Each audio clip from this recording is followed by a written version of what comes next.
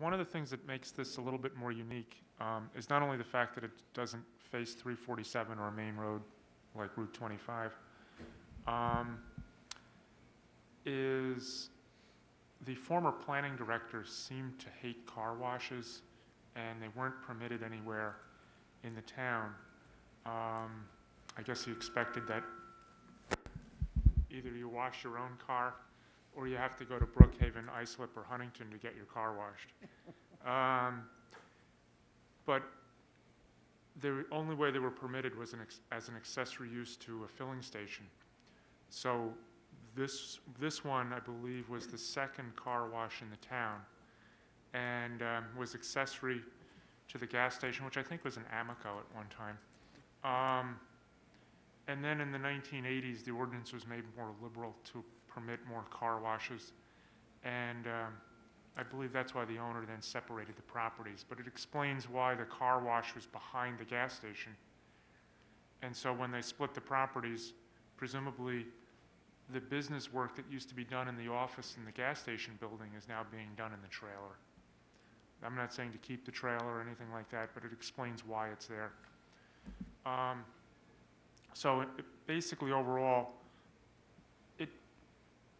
it appears that they need some form of sign variances. However, I do agree with you that there seems to be some overkill, at least on part of it. And I would urge the board to grant some relief, but not all of it. Gentlemen, do you have any other questions? I'd just like to ask one thing. I also agree with the chairwoman in that there's a fair amount of redundancy on these signs. It appears that your client's objective is to obviously get as much exposure to what the business is to draw people in. And I noticed that the face of the awning says exactly what it says directly above, almost the identical size and everything. Right. And I think you could accomplish the same objective by wiping out what's on that flap of the awning and restricting it to the sign that's above and the smaller text that's on the flap underneath, and also achieve your client's objective. Okay, I could ask him how he feels about that and see if he would like to do that. Okay. Thanks. You're welcome. Okay. All right, any other questions? No question. No other question. Okay, thank you. you. Is there anyone here that would like to be heard on this application?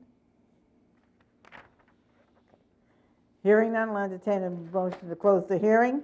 So moved. Second? Readily moved and second. All in favor? Aye. Motion carried.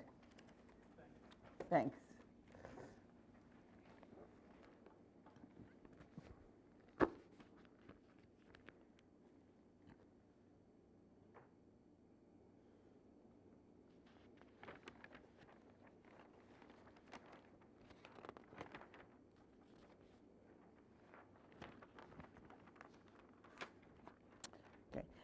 Next case is case 1-16670, Edward Clark. Okay. I guess it's,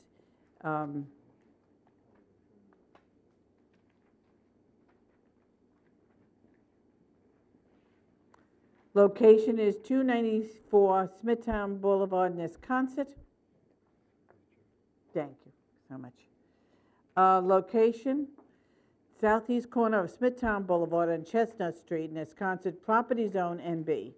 Request special exception to permit a filling station with accessory retail sales. Variance to waive special exception standard that requires adequate parking, buffers, and lot area.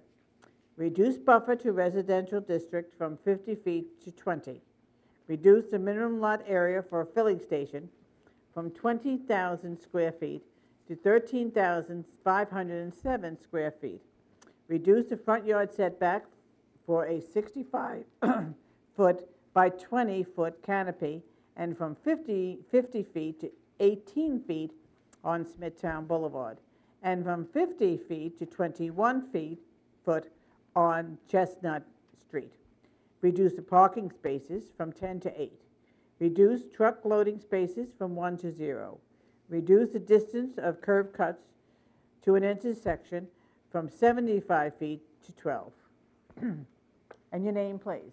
My name is Ed Clark, 74 East Hoffman Avenue in Lindenhurst, Okay, and I am the tenant on the property okay. and Raise also your- the developer. Okay, raise your right hand. Do you swear to tell the whole truth and nothing but the truth? Yes, I do. And would you like this gentleman to speak for you? Yes, it's my architect, Harold Gebhardt. Good. Here, two. These are two things here. Let me just, Evening. good evening. Okay. All right, I think we have everything. May I have your name and address, and will you spell your last name? Harold Gebhard, architect, that's Gebhard, 363 North Wellwood Avenue, Lindenhurst, New York. Okay, raise your right hand, please. Do you swear to tell the whole truth and nothing but the truth? I do. Okay, thank you.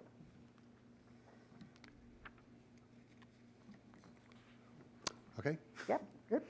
Lady Chairman, members of the board, Ed Clark and I are here tonight with the application of Nesconset Land Corp., southeast corner of Smithtown Boulevard and Chestnut Street, Nesconset, New York. The actual project itself consists of cleaning up the entire site, partial demolition of an existing derelict building, remodeling part of the existing building to create a convenience store with gas sales. Also is underground fuel tanks, 3 product dispensers, and a canopy of 65 feet by 20 feet.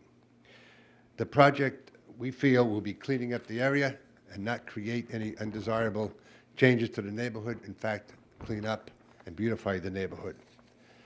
If you can look at the handouts that I provided, you can see the condition of the site. If you look at the first sheet, you can see the condition of the aerial photo shows the condition of the site as it sits today. The second sheet is a copy of the survey. It is our intention is to demolish and remove the metal storage area in back and the 1-story frame structure building on the west side. This will leave an existing 1-story concrete block building of 910 square feet. This work also increases the rear yard setback from 11 feet to 20.9 feet and adds additional landscaping and buffer area. The actual area of the site is 13,507 square feet, and no additional square feet to the site can be added, as the owner does not own any adjoining property. The third sheet depicts our site plan design showing the reduced size of the building, drive areas, parking, dispenser locations, and canopy. It also shows the location of the 3 curb cuts that are existing that we would like to maintain if we could possibly. If we're allowed to maintain that additional curb cut, would allow us to keep all the traffic on and off of Smithtown Boulevard and not direct the traffic onto the residential street or Chestnut Street. The next sheet is a photo, shows 4 photographs of the existing derelict structure, which most will be demolished and removed. The 5th sheet shows our design for the remodeled structure. The materials shown are stone veneer on the bottom with driveway above, a new roof structure with fiberglass shingles, and exact details as shown. This design will be for all 4 sides. The last sheet is the floor plan of the remodeled structure for your review. The benefit to this project can't be attained by any other method other than cleaning up the site as we're proposing and remodeling the building. We don't think that the requested area variances are substantial, and definitely what we're proposing to this site has no adverse impact at all on the adjoining properties. Most of the properties, all the properties up and down Smithtown Boulevard is commercial. The alleged difficulty for the variances shown on the building as it is, the building itself is there. We are making the building smaller and increasing the setbacks of the, to the actual structure. The only thing we're asking for, we're installing 3 dispensers and a canopy above to protect the, our patrons from the weather, and that's the, conceivably, that was a self-created variance that we'd like to get so that we could protect our people getting, filling their cars. I know planning has not, but I just have one question on this little convenience store. I don't see the materials. Is that brick at the bottom? Is that what you're using? No, the bottom of the building, as I explained, will be a stone veneer, and the above surface will be a material called Drive It, looks like plaster. Okay.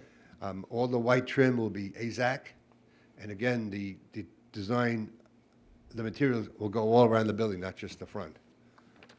Eddie, That's you wanted good. to talk about the curb cut? No, you mentioned Okay. Maintain it. All right, I'll go to, turn it to planning. Madam Chair and members of the board, as you know, the Planning Department prepared an advisory report, and you have possession of it, I believe. We found that they don't meet a number of the special exception standards, and we noted that they're requesting variances of those standards. In looking at it, basically in conclusion, we recommend approval of the variance is subject to conditions, and the reason is if the variances were denied, someone could come in without any public hearings or any variances and basically do something that would be more impacting to the neighborhood because the ordinance requires only a 10-foot buffer for other uses. So someone could come in with a retail store or something like that and pave more of the property than what's proposed. So I think that if this is landscaped properly, and one thing that I thought of tonight, and I didn't confer with Tom about it, but something to make it look more residential in comparison, because even though this is a business district, the residence district is nearby, would be to lower the ground sign, you know, like as a condition of approval. In return for reducing the buffer somewhat, they would have to basically double the density of planting or the effectiveness of planting and fencing. But I think that to make it a little more compatible, a monument type ground sign would go a long way. Also, as Mr. Gebhardt mentioned, they apparently took a lot of care in selecting the materials of the building and the design, but maybe if the board could ask them to make it blend a little bit more, that it would enhance the value of surrounding properties. The reason that we're recommending the closure of one of the curb cuts has to do with traffic safety. We're not traffic engineers, but it's pretty well explained in virtually all design literature that the smaller the number of curb cuts on a main road, the greater the increase in traffic safety. When you have curb cuts close to an intersection, people coming out of the cross street often don't know whether the person turning in is turning into the curb cut or the cross street, and the number of crashes is higher than it would be otherwise. And so based on that, we recommend approval subject to the 2 conditions, to basically eliminate a curb cut and add dense landscaping based on a plan prepared by a licensed landscape architect. You're not asking for the lower ground sign as a condition? Well, we would recommend that, yes. Okay. Gentlemen, any questions? No questions. Mr. Clark would like to talk about the curb cuts, if he might. Go ahead. Yes, the closing of that one curb cut is severely going to impact the volume of sales that this location will be able to achieve. And it was my understanding when we were in the preliminary stages of planning this with the town planners that those two curb cuts on Smithtown Boulevard were going to remain. So this condition is kind of a surprise to me. It was this evening when it was dropped on me. The original plans were to try to keep the traffic off of Chestnut Street with the planners that I spoke with originally. You know, I hate to go back to the drawing board with this, but it will create large enough impact on the success of this property. Is that curb cut condition, is that 100% concrete? We're only advisory, and I apologize if you got different signals from someone else in my department.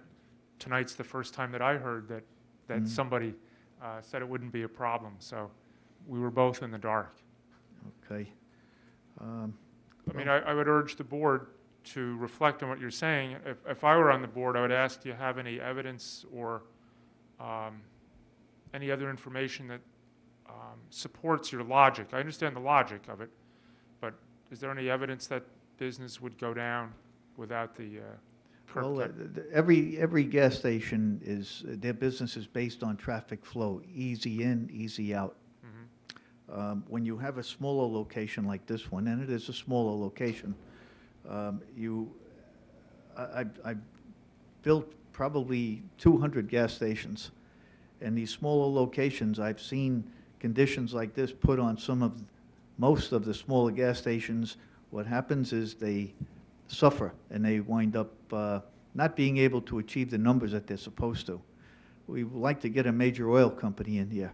A major oil company likes easy access in and out. Of course, nobody is looking for traffic accidents. There is no traffic light on this intersection. I don't think there ever will be. Usually the objections come up with a traffic signal when somebody is requiring a curb cut to be closed.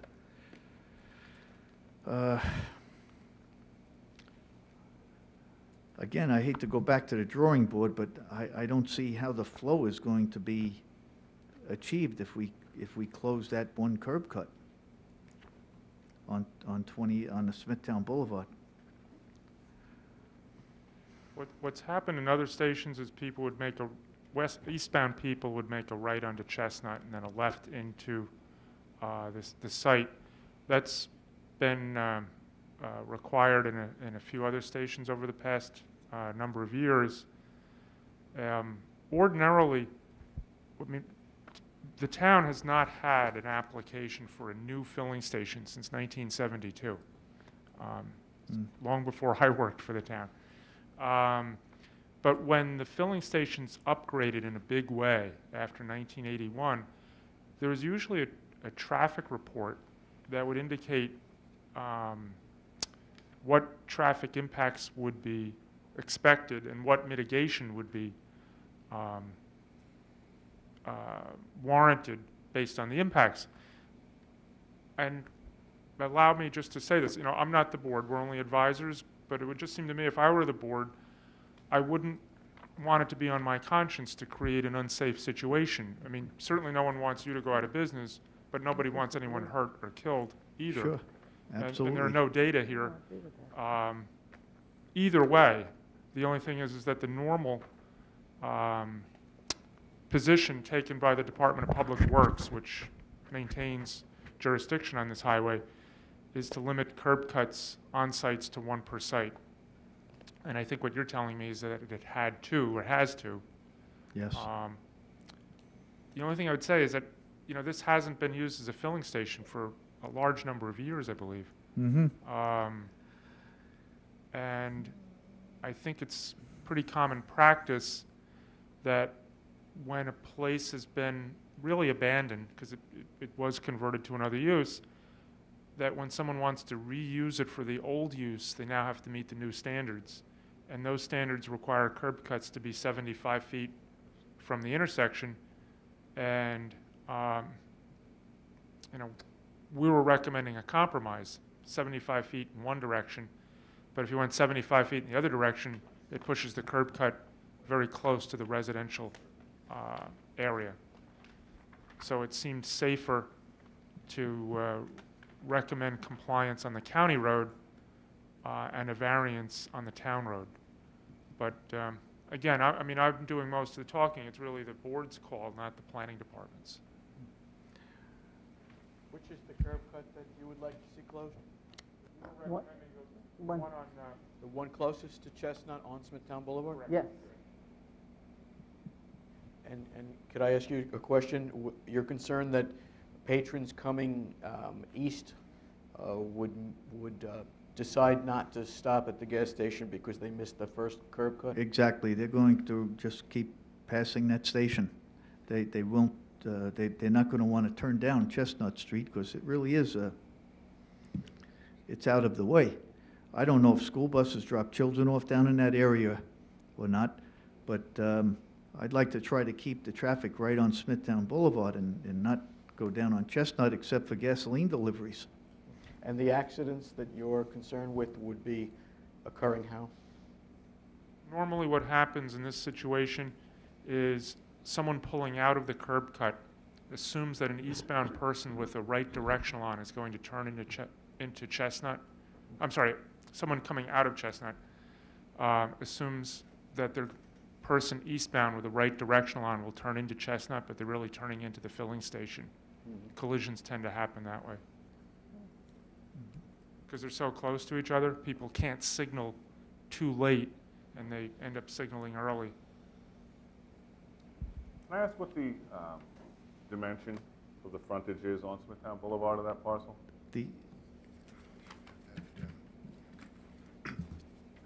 The actual frontage is 113.33 feet along Smithtown Boulevard. Then it kicks off on somewhat of an angle of about 18.63 feet. And you're requesting two 34-foot curb cuts? Well, no, we're requesting to maintain the two existing curb cuts. If you look at the survey, you'll see that there are two curb cuts there already. And what we'd like to do is just maintain those. It just seems to me that I guess that would be the western curb cut is the one on Smithtown Yes. Boulevard you're talking about? Yes, Eliminating, is only about 15 to 20 feet from where the curb cut is on Chestnut, that's correct. at the most? I'm sorry? At the most? Yes. It just seems to me that it's close enough where it would be the same whether you pulled into the one or the other. I understand the traffic count's much higher on Smithtown Boulevard than it is on Chestnut, but you're talking about putting 70 feet of curb cut on a 113-foot frontage. I think the curb cuts we're asking for would be a little bit smaller than what's there now. We're looking for 35 feet at the curb line, which is slightly larger than 113 feet. But right now, there's a 36-foot curb cut and a 38-foot curb cut, and we'd like to reduce that by 1 foot and 3 feet. Right, the only point I was trying to make is it's almost all curb cut along that. I understand what you're frontage. saying.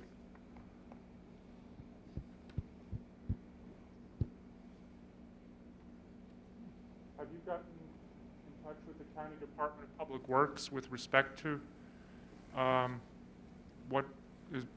what work would happen here? We're in that process, right? Okay. And they haven't indicated whether, We haven't got a response back okay. yet.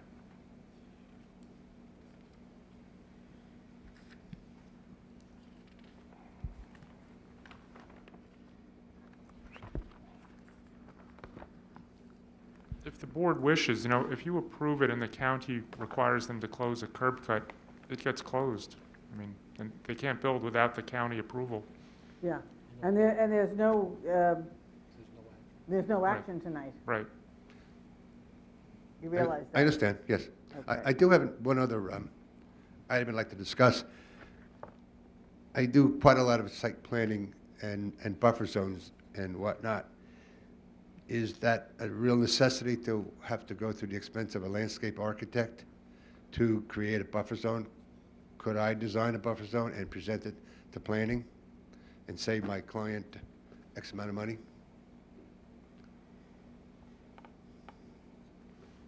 We'll take that into consideration when we make, Okay, I've done it many times before in other towns.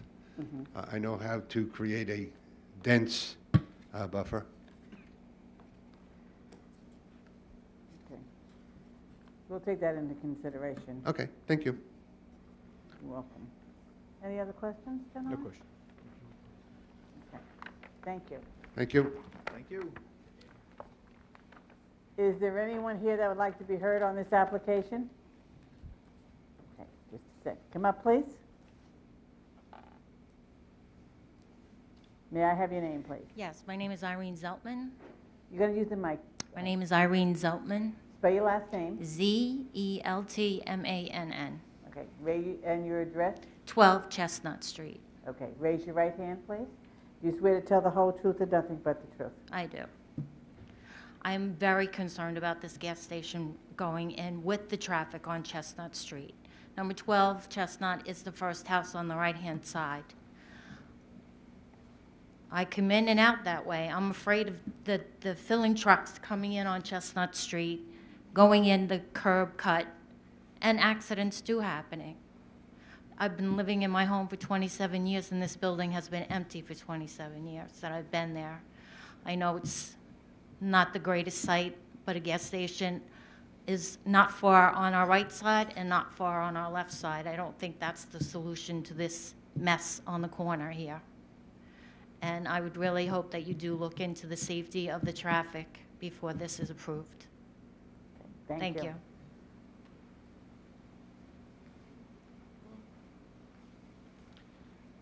Hello, Paul Wasilewski, Wasielewski, 8 Locust Street, Wisconsin. Hello, how's All everybody? right, raise your right hand, please. Do you swear to tell the whole truth and nothing but the truth? I do. I believe this request of the approval of this variance would be a big mistake for the town and its homeowners. A gas station so close to residential properties is dangerous to the community and the environment.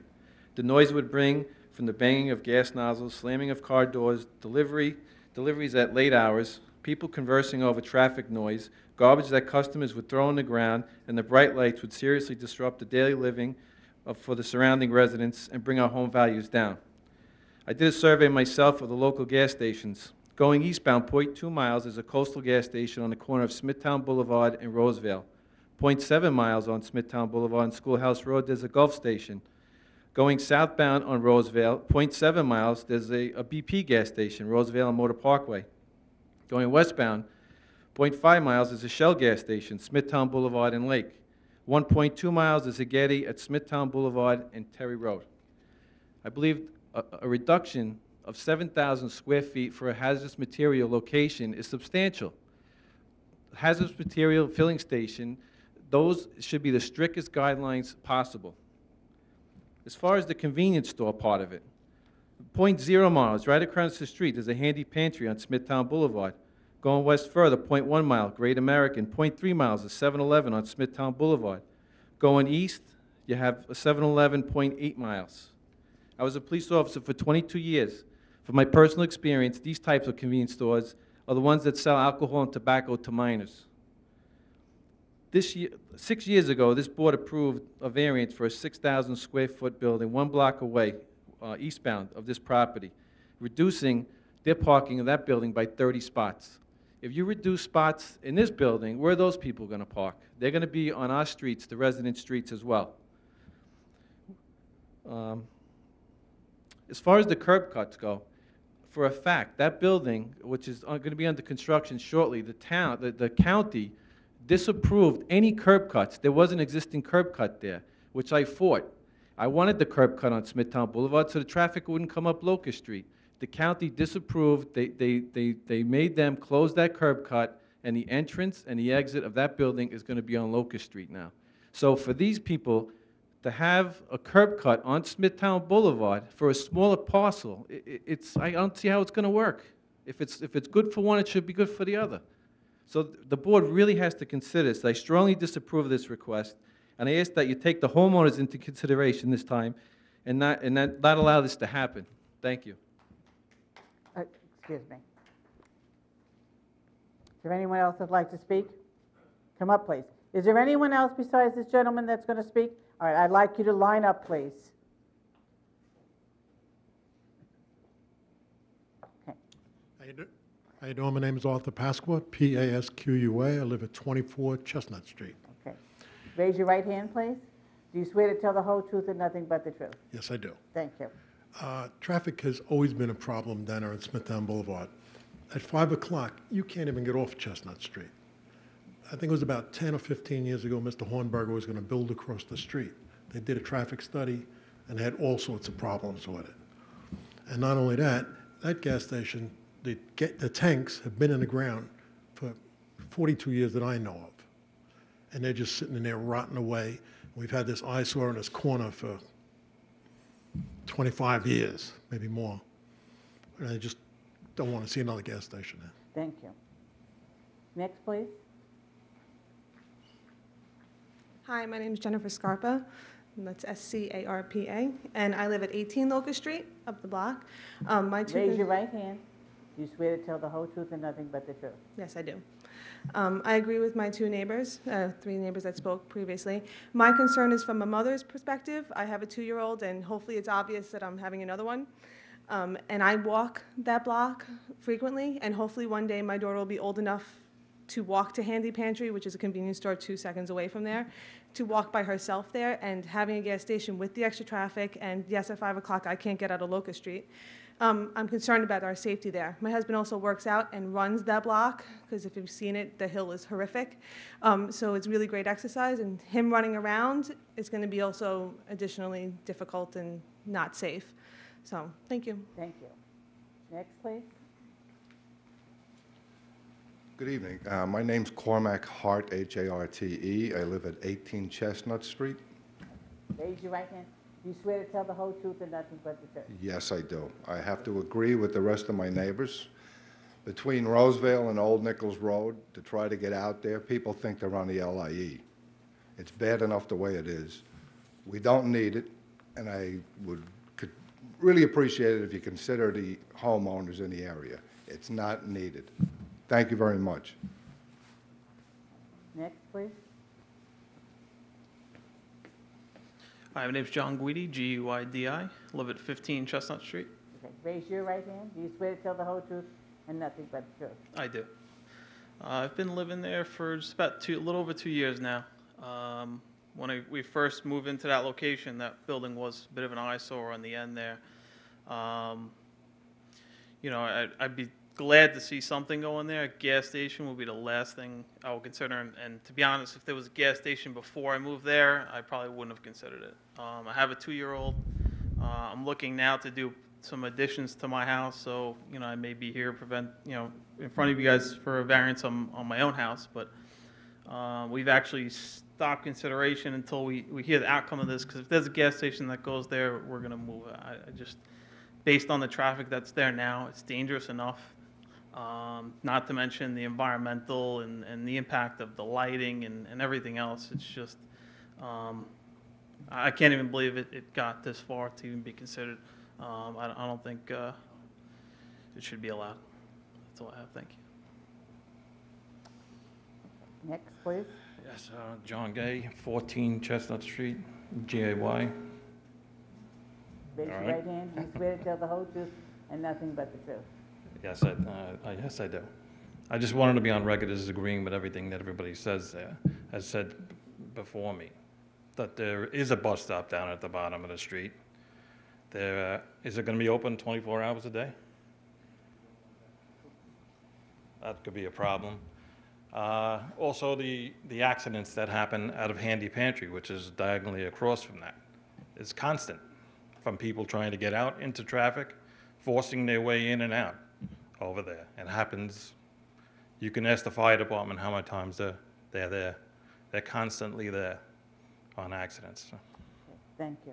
Okay. So much. Anyone else? Okay. You want to come back to the podium?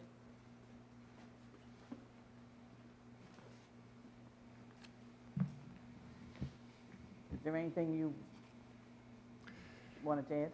Not too much at this point.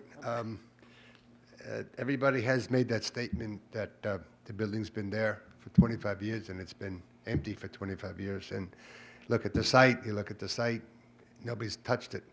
You have an opportunity now to build something on that site, put people back to work, and make that site attractive again and back on your tax rolls. Okay, thank you. Thank you. Okay, I'll entertain a motion to close the hearing. I'd just like to say one other thing. I just completed the building on Rosevale and Pond. I don't know if any of the board members or any of the residents have looked at that location, but before you make a decision, I would really, really think that you should take a look at that location and see how it has changed, the whole area. As far as the traffic goes on Smithtown Boulevard, I think the police will have to do a better job at enforcing the speed restrictions. That's a given in any area. If it's gotten out of control, then police have to control it. That's all I have to say. Okay, thank you. Thank you. Thank you very much. Okay, I'll entertain a motion to close the hearing. So moved. Second. Israeli moved and second. All in favor? Aye. Motion carried.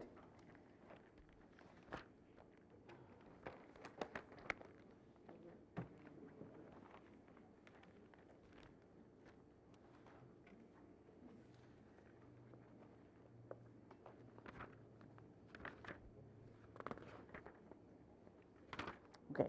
Next case is case 16622. Is that you? Okay. Patricio, it's a Claros? Claros. 7 Locust Street, Wisconsin. Location east side of Locust Street, south of Smithtown Boulevard, Wisconsin, property zone NB and R10. Request variance to increase the maximum gross floor area from 25% to 30%. Proposed a 735 square foot addition. Reduce the minimum front yard setback from 40 feet to 18 for an existing 38 square foot portico. Reduce the minimum side yard setback from 12 feet to 7 for an existing 148 square foot addition. Increase the maximum paving in the front yard from 25% to 43% existing. Increase maximum paving in the rear yard from 25% to 35%. And your name, please? Madam Chairman, Jose Taveras. I'm the architect and representative for Mrs. Claros. Do you have a power of attorney? My client is here with me. Okay, but I need your client first. Yeah. And before I start anyway, there's one item that's outstanding. The affidavit of posting, we have it. She forgot to have it notarized. If there's someone here that can do that, or we can bring it tomorrow. No, I'll have someone notarize it. Okay. Okay. Hi, Let me have your name, please, Marisol Claros, and your address. 7 Locust Street, Wisconsin, New York, 11767. Okay, raise your right hand. You swear to tell the whole truth and nothing but the truth? Yes, Okay. Would you like this gentleman to speak for you? yes, please. Okay. Thank you. Make sure you use the mic. So let's start again. Let me have your name and spell your last name. Jose Taveras, Taveras, as in Sam. Okay. And your address. 1156 Namdak Avenue, Bayshore, New York, 11706. Raise your right hand, please. Do you swear to tell the whole truth and nothing but the truth? I do. Thank you. All right, Madam Chairman, members of the board, I'm the architect, like I said, representing Mrs. Claros, who's here with me, if anybody needs to speak to her or ask her any questions also. The subject property is an 11,439 square foot parcel located on the east side of Locust Street, 173.15 feet south of Smithtown Boulevard. We are in a split zone, the existing house being entirely in the R10 zone, and the proposed addition and the majority of the lot being in the NB zone. The lot has some slight slope to the land also. The property is currently improved with a one-family, two-story dwelling occupied by the Clarisos and their family. With respect to the front and rear yard paving, the slope of the land has forced us to provide defined parking areas, which through time have been paved to allow for side parking. Since the site is sloped, we've had to create flat areas on the site specifically towards the rear in order to maneuver and park the cars required for my client. If you look around the neighborhood, you'll see that many of the houses around us have similar large areas of paving, both in the front, some in the rear also. The fact that the site is sloped makes it difficult to park and back up onto the street, which is one of the problems around the immediate neighborhood since we're on a slope. In the rear, my client also has 2 sheds which they need access to, and another reason why they have paved a lot of the rear yard. Because of the sloped site, this is one of the areas which they use to enjoy the outdoors in the summertime. The front yard setback reduction is required because of the roof that was constructed to cover the front door from the weather.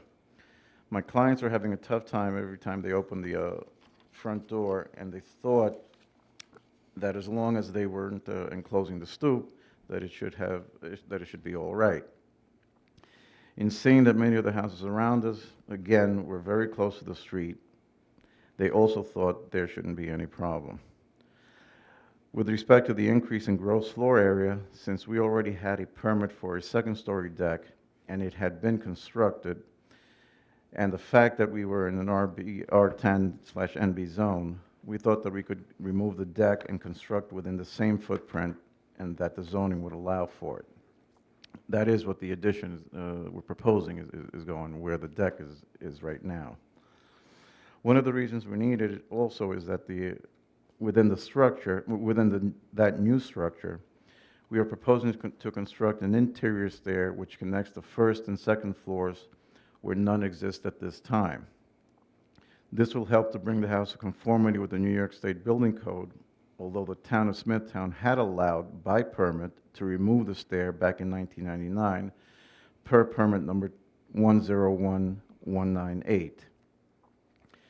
The house being very small and the family growing is the reason for trying to construct this side addition as a recreation/sunroom, which they could use throughout the year without having to be confined to the small interior spaces of the existing house.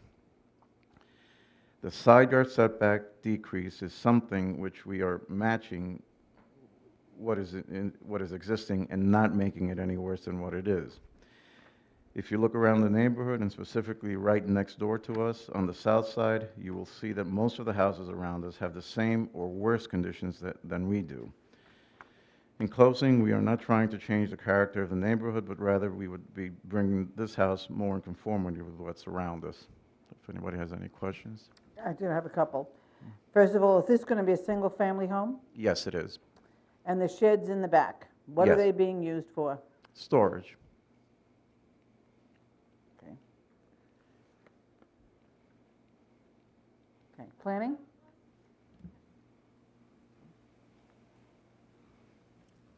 No, the owner wants to say something?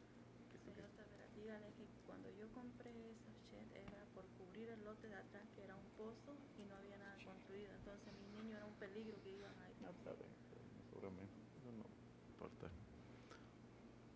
That's okay. Okay, all right. And is there any heating in these sheds? No. No, okay. Planning, No comments, thank you. gentlemen? No, ma'am. Okay, Okay. With respect to the affidavit, do we, yes. When we take a break, we'll ask the court stenographer to, okay, thank you. okay? Thank you very much. You're very welcome.